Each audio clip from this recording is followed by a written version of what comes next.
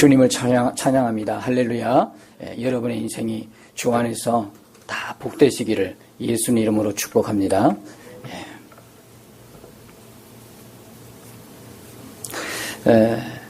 여러분, 오늘 기도에 대해서 말씀을 드릴 텐데, 매월 첫째 주는 우리가 서로 기도의 짝을 연결시켜서 한 달 동안 이제 1대1로 서로를 위해서 기도하는 그런 은혜를 갖게 되는데, 그래서 첫째 주는 아마 기도에 대해서, 기도에 관해서 설교를 할까 싶습니다. 기도를 어떻게 생각하십니까? 기도는 뭐라고 생각하십니까? 때로는 뭐 기도를 하나님과의 대화다. 그죠? 하나님과의 대화다. 그리고 또 하나님과의 만남이다. 영혼의 호흡이다. 그렇게 이야기를 하죠. 여러분은 어떻게 생각하십니까? 소원을 성취하는 것이다. 응답받는 것이다. 그럴 수도 있어요. 그죠? 다 뭐 기도의 정의가 다르니까. 근데 여러분, 정말 이 하나님께서 보이지 않는 하나님께서 우리와 교제하기를 원하시는데, 교제하기 원하셔서 우리 안으로 오셨지 않습니까? 우리 마음 가운데 오셨지 않습니까? 예수님을 믿는 사람들 안에, 믿는 우리 안에, 우리 마음에 주인으로 그분이 오신 것을 여러분 믿으시지요? 그건 가장 기본입니다. 가장 근본입니다. 다시 복음으로 돌아가야 돼요. 그게 의심이 되고 그게 도무지 안 믿어진다. 그러면 다시 복음으로 돌아가야 되는데, 다시 돌아가기는 시간이 너무 한정되어 있어서 일단 우리가 복음을 다 안다고 생각하고, 아는 것과 사는 것은 다르지만 일단 안다고 생각하고 진행을 하겠습니다. 그러면 십자가의 주님, 부활의 주님이 우리에게는 복음이신데, 그 복음이신 예수님이 지금 어디에 계신다는 이야기예요? 하늘나라에 계신가요? 여기에 충만해 계시고 우리 안에 임재해 계신다는 거예요. 여기에 분명한 눈을 여러분이 뜨셔야 합니다. 그래야만이 성경을 여러분들이 제대로 들을 수 있고 믿을 수 있고 말씀대로 살 수가 있어요. 왜 대부분 사람들이 말씀 따로 사는 것 따로 하느냐 하면, 이제 이 부분이 복음이 정확하지가 않아요. 복음이 명확하지가 않아요. 그냥 예수님이 십자가에 죽으시고 부활하신 걸로 끝났어요. 단순히 이론으로, 교리로는 잘 알고 있어요. 한두 번 들은 것이 아니니까. 근데 문제는 우리의 삶이 복음적이지 못하다는 거죠. 복음으로 살지 못한다는 게 문제죠. 이런 말하고 비슷하다고 할 수 있어요. 교회는 교회고 집은 집이라는 거예요. 교회는 교회고 직장은 직장이라는 거예요. 분리가 되어 있다는 거죠. 우리가 복음을 삶으로 살아내게 되면 분리가 되지 않고 교회나 직장이나 가정이나 같은 거예요. 어디서든 예수님이 계시니까. 내 마음 가운데도 예수님이 계시니까. 그러니까 여러분이 기도를 하나님과의 만남이다, 하나님과의 대화다라고 하면 문제가 조금 있긴 해요. 어떤 문제냐면 이런 거와 똑같은 것이죠. 여러분 집에 식구들하고 같이 살잖아요. 근데 식구들하고 같이 사는데 대화가 없어. 어떻게 생각하세요? 대화가 없어. 이 방에서 나와서 밥 먹고 그냥 출근해. 한마디, 일어나자마자 한마디도 안 해. 이 방에서 와서 자기 볼일 보고 출근해. 그리고 밤에 들어와서 또 말도 없어. 그리고 각자 방에 들어가. 또 아침에 일어나면 또 반복되는 거예요. 천국이겠죠? 여기가? 우리가 정말 내 안에 주님이 계신 것을 아멘하고 믿는데 기도가 없다면 조금 전에 말씀드린 그 가정과 똑같은 거예요. 주님이 내 안에 계신 것이 분명히 믿어지는데 어떻게 해? 대화가 없다? 말이 없다? 주님과 도무지 말 안 하고 산다? 담을 쌓고 산다? 이런 말하고 똑같은 거죠. 그러면 그 영혼이 편안하겠습니까? 끔찍한 거지, 이거 뭐. 끔찍하죠. 그리고 기도를 영혼의 호흡이라고 여러분이 생각하신다면, 기도를 안 하고 있으면 호흡이 어떤 상태이죠? 정지된 상태예요. 누가 여러분들 목을 지금 조르고 있어요. 그러면 여러분 어떻게 반응하시나요? 누가 내 목을 조르네? 점점 숨쉬기 힘드네? 이러면 안 되는데? 이러면 안 되는데? 꽥 하나요? 그렇게 죽나요? 그렇지 않잖아요. 그죠? 제가 당장 누군가를 만나 목을 조르면 여러분, 목사님 왜 이러세요? 갑자기. 발악을 할 겁니다. 살려고 발버둥 치지 않겠습니까? 그런데 우리는 꼭 그런 거예요. 누가 내 목을 졸라도 가만히 있어. 누가 내 목 조르네? 숨이 잘 안 쉬어지네? 이러다 죽는가 봐? 하고 꽥 하는 거하고 똑같은 거예요. 분명히 영혼의 호흡이 기도인데, 영혼의 호흡이 기도라고 하는데, 왜 이럴까? 기도가 안 될까? 안 되면서도 전혀 내가 지금 어떤 상태인지를 감지를 못할까? 성경은 두 가지를 이야기하죠. 우리가 기도를 안 하고 있을 때 어떤 상태냐. 하나는 에베소서 2장 1절의 말씀처럼 죄와 허물로 죽은 상태. 그죠? 영혼이 죽은 상태가 있어요. 육은 다 살아있죠. 육은 살아서 마치 살아있는 것처럼 다 보이죠. 그런데 육은 살아있는데 영은 죽은 사람이 있거든요. 하나님을 만나지 않으면 그건 죽었다고 성경은 표현하거든요. 하나님과 무관, 하나님과 관계가 없으면 죽은 거예요. 하나님과 관계가 없으면 그 영혼은 죽은 거야. 육은 살아있어도 죽은 거죠. 죄와 허물로 죽은 상태에서는 하나님께 기도할 수 없어요. 아예 생명의 끈이 연결이 안 돼 있어요. 그 상태는 어떤 상태냐면 하나님과 원수된 상태에 있어요. 하나님의 저주 아래, 진노 아래 있는 상태라고요. 근데 우리는 너무 감사하게도 예수님의 십자가로 인해서, 그죠? 십자가의 구속을 인하여 하나님과 원수되고 하나님의 진노와 저주 아래 있다가 풀려났잖아요. 하나님의 자녀로. 믿음 하나 가지고. 그러면 그 믿음 하나 가지고 풀려났다 그러면 그 좋으신 하나님 앞에 어떻게 하겠어요? 마음껏 나가서 뭐 할 수 있어요? 기도할 수 있는 특권이 우리에게 주어진 거예요. 예수님이 십자가 죽으심으로 말미암아 성전의 휘장이 위에서부터 아래로 찢어졌다는 이야기는 그동안에 하나님 앞에 나아가는 길이 다 막혔는데 예수님의 십자가의 죽음으로 말미암아 하나님께로 가는 길이 열렸다는 거죠. 그러니까 우리는 마음껏 하나님 앞에 나가서 뭐라고 부르짖으며 기도할 수 있나요? 하나님을 아빠라고 부르짖으며 기도할 수 있다고 로마서 8장 15절에서 말씀하고 있잖아요. 아빠, 아버지 하고 부르짖어 기도하는 거예요. 이렇게 말문을 확 열어주는데 언제든지 새벽 2시든 새벽 3시든 4시든 시간에 관계없이 누가 나를 만나기 위해서 곤히 잠든 새벽 시간에 전화가 오면 아무리 목사지만 이 사람 예의 없네. 어떻게 새벽에 이렇게 전화하냐. 이렇게 생각하지 않겠어요. 그렇죠. 사람은 그렇게 생각할 수 있어요. 근데 하나님은 시간 구애받지 않으세요. 새벽이든 새벽에 더 좋아하세요. 하나님이. 철야하는 거 더 좋아하세요. 참 신기하신 분이에요. 우리의 육체의 고난을 무릅쓰고 하나님 앞에 나아가려고 하는 그 갈망을 하나님이 그렇게 기뻐하시는 거거든요. 그래서 마음껏 열어줬는데도 지금 기도가 안 된다면 믿음이 무너진 것이죠. 아무리 여러분들이 믿음 이야기해도 기도가 안 된다면 믿음이 무너진 거죠. 호흡이 정지된 상태예요. 그처럼 하나님과 무관한 영혼이 죽은 사람은 절대 하나님 앞에 나가 기도할 수 없어요. 두 번째, 하나님과 관계가 되어 있는데 왜 기도하지 않느냐? 성경은 잠들었다고 표현하고 있어요. 그래서 여러분 많이 보셨을 거예요. 깨어있으라. 그죠? 깨어있으라. 기도하면서 깨어있으라 그래요. 왜 잠들었어요? 왜 잠들었다고요? 주님께 고정된 시선이 세상으로 향해 있는 거예요. 뭔가가 지금 주님을 향했던 그 옛날에 그 마음들이 돌이켜서 이제는 주님 외에 다른 것을 보고 있어요.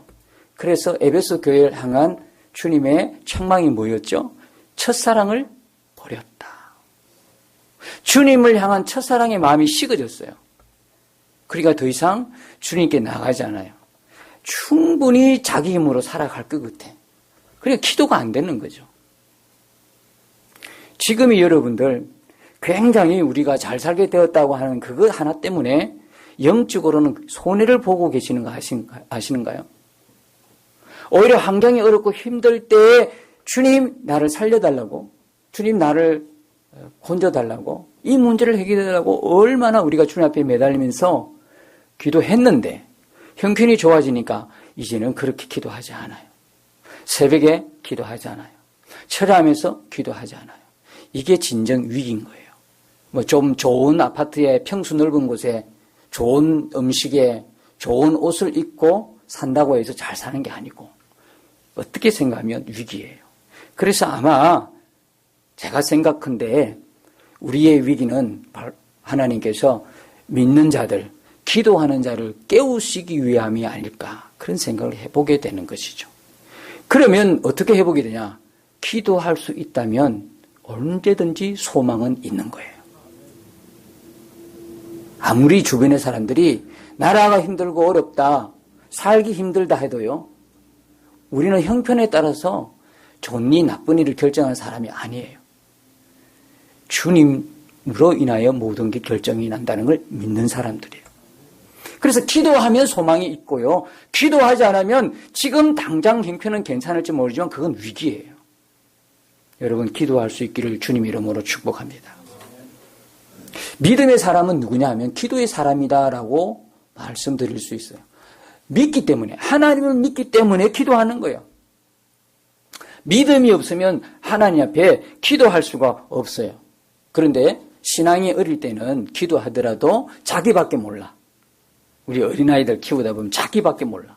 자기 입에 들어가는 게 못 묻게 되면 진짜 사명을 띠고 울죠. 그리고 저항하죠. 우유 조금 늦은 시간에 줘봐요. 바로 본색이 드러나요. 그렇게 천사 같은 애인데 우유가 조금 늦은 시간에 보면 그 엄마를 그냥 아주 그냥 못 살게 그냥 울고 그렇게 아주 그래요. 본성이 원래 그래요. 그러니까 신앙이 어릴 때는 자기밖에 몰라. 근데 신앙이 조금 성숙하면 어떤 현상이 나타나요? 다른 사람을 생각할 줄 아는 사람이 되는 거예요.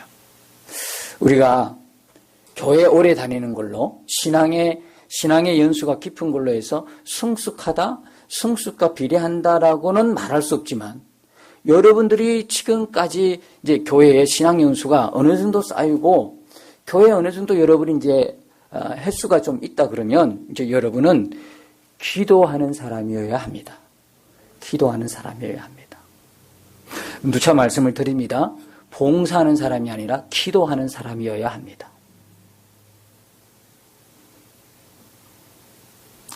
교회에 와서 어디 일할 거를 찾으면 참 곤란해요.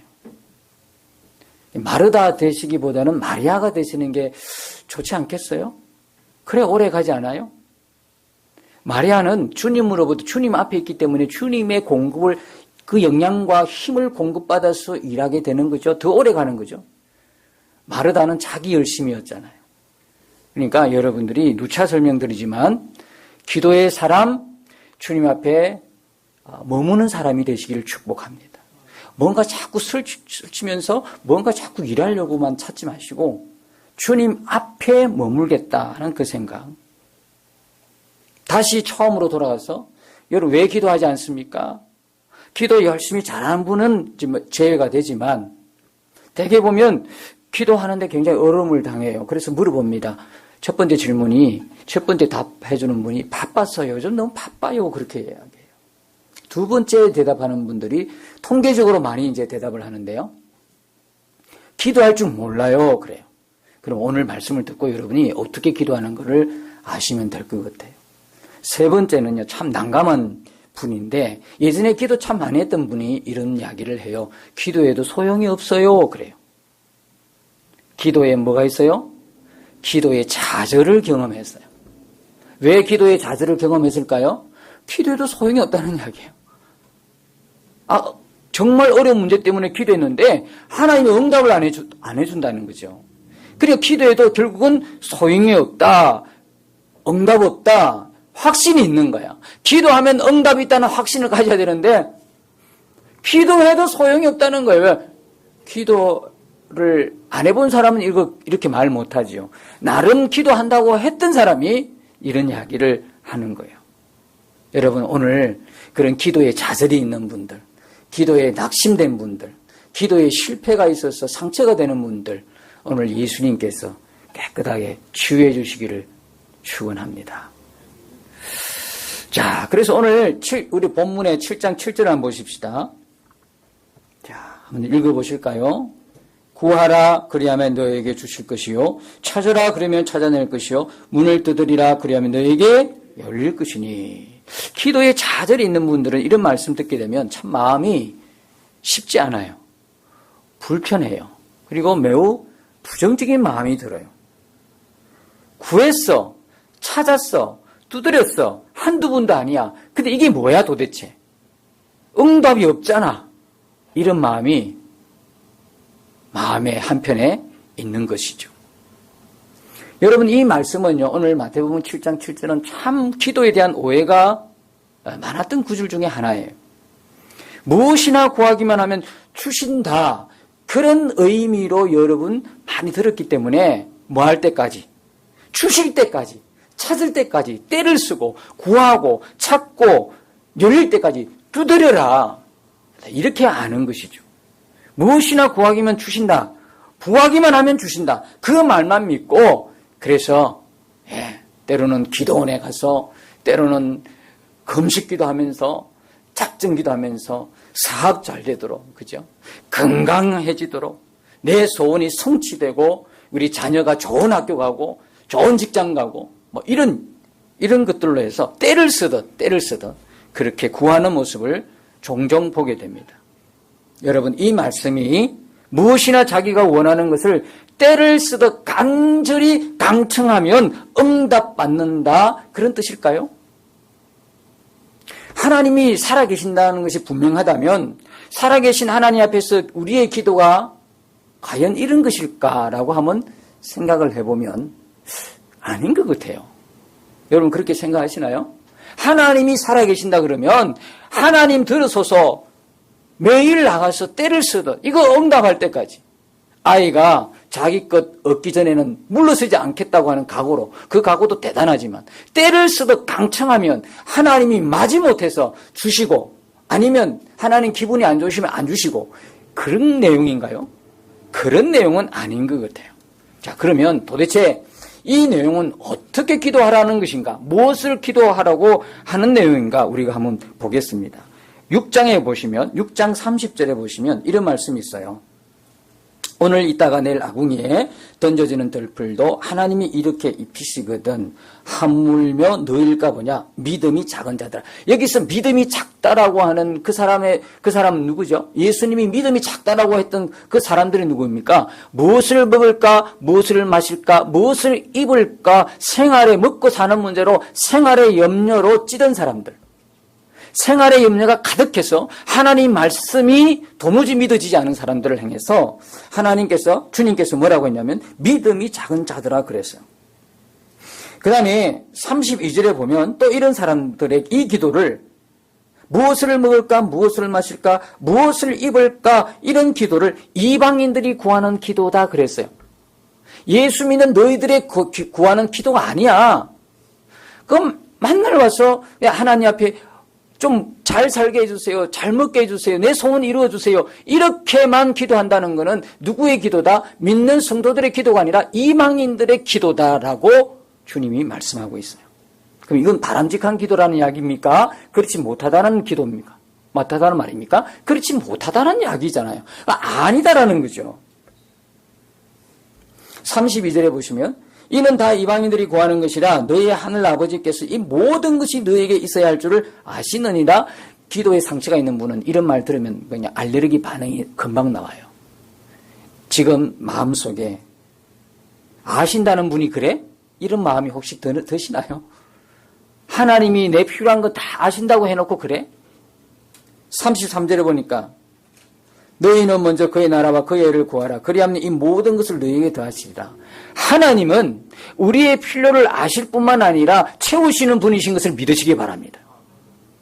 내가 내 필요를 채우는 것이 아니라 하나님이 내 인생을 책임지시고 하나님이 나를 채우신다는 거예요. 그런데 하나님의 것은 우리가 채우고요. 내 것은 하나님이 채우는 거예요. 하나님이 직접 오셔서 그렇게 영혼 구원하고 싶었지만 하나님 직접 오셔서 안 하시잖아요. 믿는 우리를 통해서 영혼 구원을 이루어 가시잖아요. 하나님의 구속사를 계속 진행해 나가고 있잖아요. 주님이 직접 오지 않았잖아요. 그런데 우리가 먹고 사는 거는 역시 그분이 우리를 책임져 주시는 거예요. 목사님, 내가 지금 직장 다니고 내가 월급 받는데요. 당신은 월급 받는 거하고 하나님이 무상으로 공급하는 은혜하고는 비교가 안 되네. 하나님이 공기값 청산해가지고 내라 그러면 당신 월급값 감당되겠어 그게? 그러면 그 월급 그냥 무상으로 받는 줄 알고 아무 생각 없이 받았지? 돈으로 치면 당신 월급보다 못할 것 같아? 그럼 하나님이 공급을 한 3분 정도 끊어볼까? 하나님이 우리에게 무상으로 주신다는 이야기는 무슨 이야기죠? 인간의 수치로는 계산이 안 되는 거야. 그만큼 귀하다는 이야기. 예수님이 우리에게 영생을 주기 위해 십자가 죽으신 것을 어떻게 가치를 따지나요? 이 세상에서는 가치가 인정이 어떻게 환산이 안 돼요. 하나님 우리에게 주신 거는 믿으십니까? 하나님은 결국 우리를 채우시는 분이에요. 그런데 이 이야기를 들으면요. 채우시는 분이 그래? 애기에게 이 모양이야? 요렇게. 상처가 있는 거 어떡해? 진짜 오늘 우리 속에 하나님 나를 아신다고? 좀 웃긴다. 아시는 분이 그래? 채우신다면 요 모양이야? 요렇게 혹시 마음을 갖고 계시는 분이 있으시면 정말 오늘 하나님께서 진짜 그분을 다루시고 새롭게 해 주시기를 원하는 것입니다. 자, 이렇게 하나님이 우리가 생활의 염려 뭘 먹을까 뭘 마실까 그렇게 하라고 하지 않았습니다. 그런데 정말 이상한 것은 이렇게 말씀하고 나서 다시 조금 후에 7절에 보면 구하라, 찾아라, 두드려라 이 내용이 단순히 우리가 생활에서 뭐가 필요하니까 무엇을 먹고 무엇을 마시고 무엇을 입는 것만을 구하라고 하신 것이냐고 정말 그런 것이냐고요. 그건 아니지 않습니까? 조금 전에 이방인이 구하는 것이다. 그거 그렇게 구하지 말아라. 너희가 구하는 건 내가 채우는 것이다. 그렇게 믿음과 확신을 주시나 꼭 방금 돌아서서 이 말씀을 깜빡하신 건가요? 무엇이나 구하기만 하면 주신다는 그런 의미인가요? 아니죠. 아닌 거는 분명하죠. 그러면 이 말씀 붙들고 무엇이나 준다고 했으니까 끈질기게 응답받을 때까지 때를 쓰듯 구해보자 이런 마음을 여러분들이 지금부터는 싹 하고 없어야 합니다. 오히려 이 기도는 구하러 찾아라 두드려라 이건 뭐에 가깝냐면 6장 33절의 내용과 같아요. 하나님의 나라와 그의 의를 구하는 거. 하나님의 나라를 그리고 하나님의 의를 찾고 두드리는 거예요. 여러분 우리가 계속 매일 밤 합심해서 기도하지 않습니까? 그 기도 내용이 하나님 나라에 대한 기도 아닙니까? 물론 하나님 나라와 민족과 그 다음에 우리 개인 기도의 짝들을 위해서 기도하지 않습니까? 근데 여러분 하나님 나라가 이제 여러분들에게 좀 실제로 와닿습니까? 아니면 아직도 막막합니까? 하나님 나라가 막연해 보이십니까? 한 달 약간 넘게 기도하고 오시는데 합심해서 저도 참 막막했어요. 막연했어요. 하나님 나라라는 게 막연해지더라고. 그런데 참 중요한 게 한 가지는 계속 찾고 구하고 두드리면서 계속 하나님 나라에서 기도할 때에 어떤 현상이 나타나냐면 하나님 나라가 힘이 있는데 이제는 희미한 것이 마치 안개가 그치고 분명하게 보여지는 역사가 있더라고요. 하나님 나라가 점점 깊은 실체가 되어가고 있다는 사실이죠. 그래서 하나님 나라와 하나님의 의에 대해서 구하고 찾고 두드리라는 거예요. 그렇게 되면 그 하나님의 나라가 우리 마음에 정확하게 착상되는 거예요. 분명하게 착상되는 그 날이 온다는 거예요. 그러니까 여러분들이 보내드리는 기도 제목 가지고 계속 기도하실 수 있기를 바랍니다. 여러분이 놀라운 거예요. 하나의 나라를 위해서 기도할 수 있다는 거예요. 아무나 하는 게 아니라니까. 정말 놀라운 거. 이제는 조금 가면 여러분들이 그걸 알게 될 거예요. 여러분 다시 오시는 주님을 믿습니까? 예수님의 재림을 믿으십니까? 그 예수님의 재림을 누가 만나게 되는지 아십니까? 이 땅에서도 친하지가 않는데 예수님과 관계가 없는데 그분이 하늘나라를 가고 주님을 만난다고 여러분 되게 그렇게 믿고 싶으시지요? 아니요. 하나님 나라는요 죽어서 가는 나라가 아니라고 말씀드렸잖아요. 이미 우리 가운데 임했어요. 우리 마음에 임했고 이미 우리 마음에 임했기 때문에 하나님 나라를 우리는 충분히 누리며 사는 게 신앙인이에요. 그래서 하나님 나라를 위해서 기도하는 그 사람을 통해서 결국 그렇게 기도하다가 주님 만날 거예요. 저는 그게 분명한 확신을 갖고 있어요.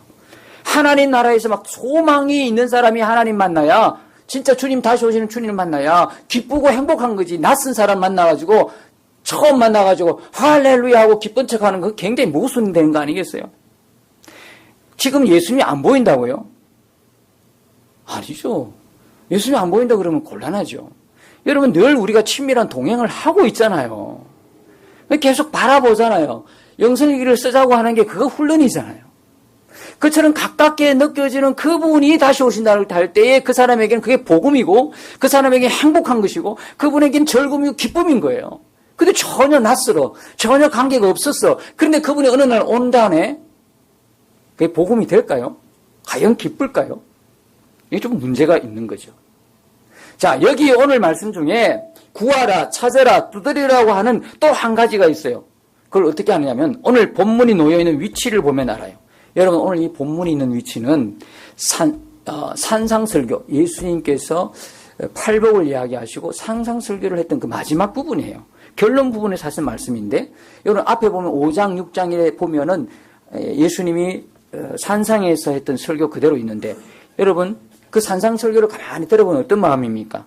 형제에게 노하는 자마다 심판을 받게 되고 업력을 품는 자마다 이미 마음에 간음했고 만일 내 오른눈이 너를 범죄케 했으면 오른눈을 어떻게 해라? 빼버리고 오른쪽 뺨 맞았으면 왼쪽 뺨 갖다 대고 원수까지도 사랑하고 더 기가 막힌 것 있죠?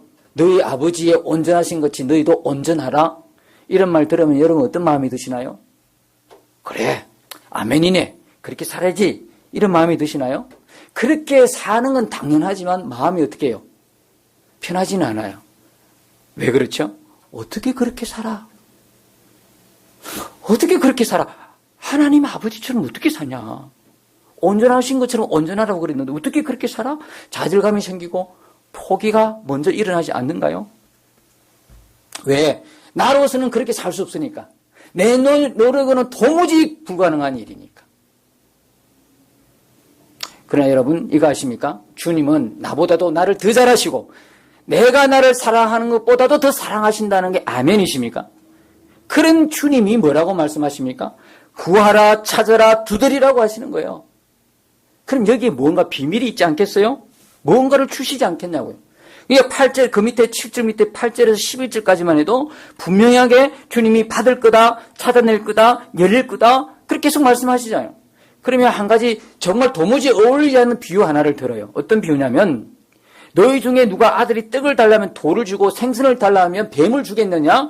악한 자가 아버지라도 아들에게는 좋은 거 주지 않냐? 이 비유를 예수님이 드시는 거예요. 이게 도무지 예수님과 맞지 않는 비유라니까요.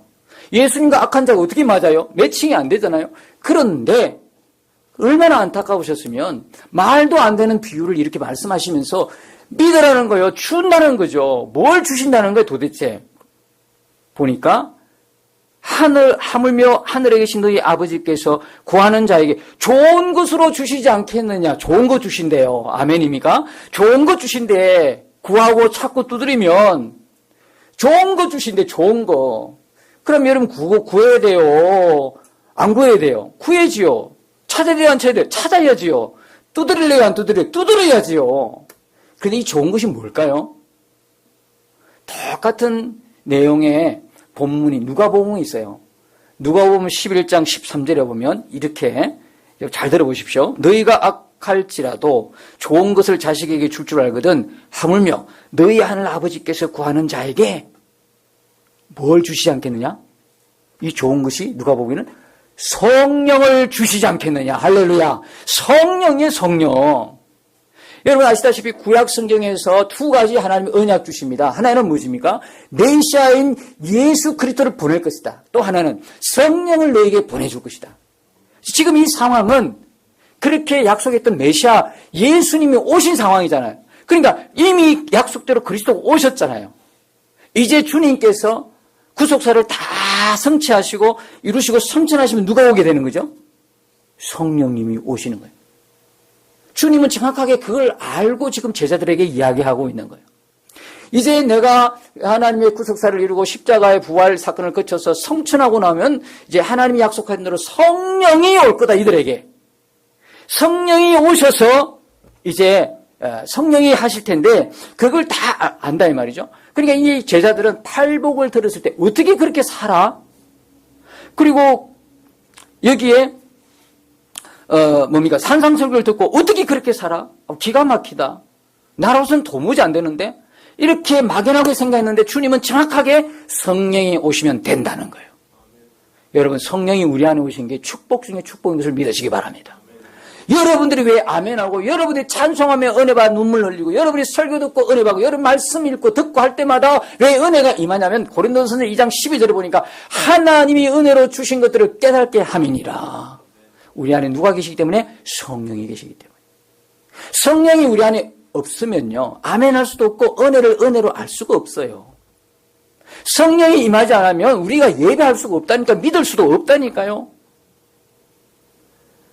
우리 안에 성령이 계시기 때문에 우리가 하나님의 은혜를 은혜로 아멘하고 눈물 콧물 빼면서 하나님을 위하여 살겠다고 하는 결단과 각오를 할 수 있는 거죠. 우리로서는 살 수 없는데 성령이 오시니까 팔복의 인격을 갖춘 사람이 된다는 거죠. 우리로는 안 되는 거예요.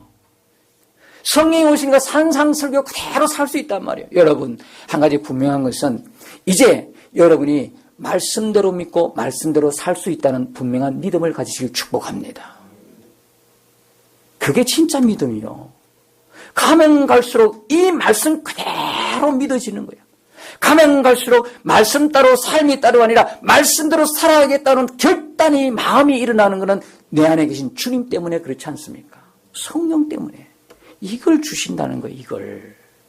여러분 이래도 뭘 먹을까, 뭘 마실까, 뭘 입을까에만 거기만 매달려 있겠습니까? 물론 그런 거 구하는 거, 생활에 필요, 삶에 필요한 구하지 말라는 법은 절대 아닙니다. 왜냐하면 빌보서 4장 6절에도 아무것도 염려하지 말고 오직 모든 일에 기도와 간구로 너희 구할 것을 감사함으로 하나님께 아뢰라 말씀이 있잖아요. 믿음이 있으니까 어떤 믿음? 하나님이 내 필요를 채우시고 하나님이 나를 공급해 주시고 하나님의 은혜로 생명을 살고 하나님의 은혜로 내가 살아간다는 믿음이기 때문에 다른 곳을 쫓아가지 않고 전보로 가지 않고 다른 사람 귀 기울이지 않고 문제 생겼다면 문제가 있건 없건 하나님 앞에 기도하고 하나님을 바라보잖아요. 이것도 중요한 믿음이거든요. 이걸 구하지 말라는 것이 아니라 오늘 본문 속에 도대체 주님께서 우리에게 기도를 가르치는데 어떤 기도? 맨날 교회에 와서 구하는 게 먹고 마시고 입는 거, 내 하나님 내가 어떻게 내 소원 성취 그것만 매달려 있으면 도대체 교회 나오는 우리와 절에 다니는 저 사람들의 기도가 뭐가 다르냐는 거예요. 아멘이십니까? 우리 기도는 달라야 합니다. 우리 기도는 달라야 합니다. 분명히 달라야 합니다. 시간이 많이 가서 이제 더 이상 오래 진행을 하지는 못하겠지만 여러분 분명한 한 가지 사실은 주님은 우리에게 가장 좋은 걸 응답하기를 원하신다는 거예요. 성령이 오시면 다 되는 거거든. 성령이 오시면 다 되는 거다. 성령이 이끄는 삶을 사는 그 삶이 가장 믿음의 삶이고 은혜와 축복의 삶이고 하나님께서 그렇게 우리 삶을 이끄시면서 우리 삶에 공급하고 채우시는 하나님의 그 능력을 체험하도록 하나님이 오늘 우리에게 이 말씀을 하시는 거예요. 한 주간 여러분이 살아가시면서 서로 이제 오늘 기도의 짝을 연결시켜 드릴 때에 그 뒷말씀을 같이 못해서 참 안타깝지만 이렇게 서로를 위해서 기도하고 이렇게 하는 사명이 우리에게 있어요. 이 사명 그대로 이번 한 주간 기도 제목 받으셔서 같이 기도해주고 같이 숨기고 하늘나라를 위해서 같이 이루어 나가신다는 거, 주님이 너무너무 기뻐하신 일이다 이렇게 생각하시고, 여러분 오늘부터 기도에 성령을 찾고 성령을 구하고 성령께 두드리는 그런 기도의 역사가 저와 여러분의 삶에 계속 일어나게 되기를 예수님 이름으로 축복합니다.